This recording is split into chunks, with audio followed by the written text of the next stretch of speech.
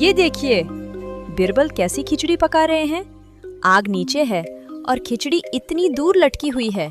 क्या ये खिचड़ी सच में पक सकती है? आइए देखते हैं इसके पीछे की मजेदार कहानी। एक दिन बादशाह अकबर अपने भव्य दरबार में बैठे थे।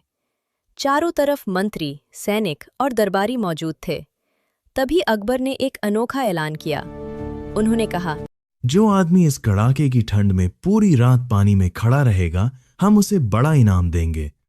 ये सुनते ही दरबार में खुसर पुसर शुरू हो गई।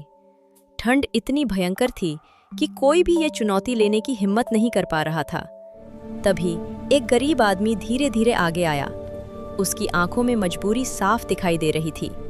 उसने हाथ जोड़कर कहा, जहाँपना, मुझे पैसों की बहुत जरूरत है। मैं ये चुनौती स्वीकार करता हूँ। रात ढल गई। ठंडी हवा सिसकियां भर रही थी। आसमान में चांद तो था, पर उसकी रोशनी से ठंड और भी तेज महसूस हो रही थी।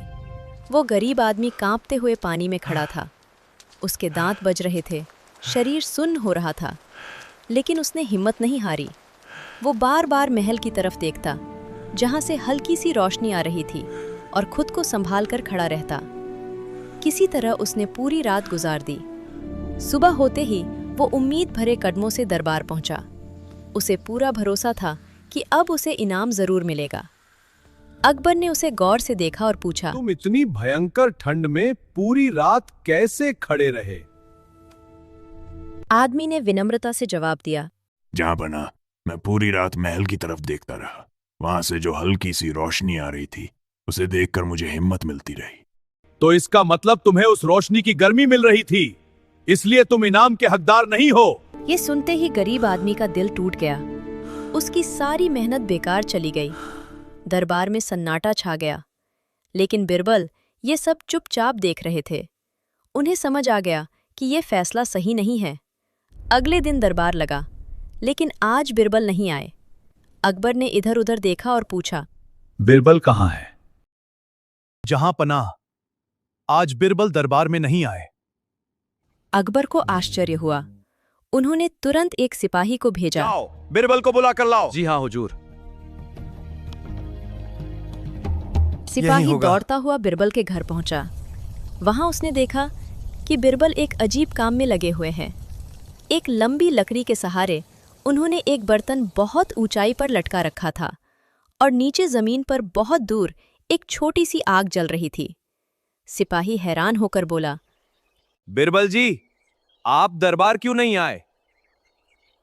बिरबल ने शांति से जवाब दिया, मैं खिचड़ी पका रहा हूं। जब खिचड़ी पक जाएगी, तब इसे खाकर मैं दरबार आऊंगा। सिपाही ने ये बात जाकर अकबर को बताई। ये सुनकर दरबार में हल्की सी हंसी गूंज गई।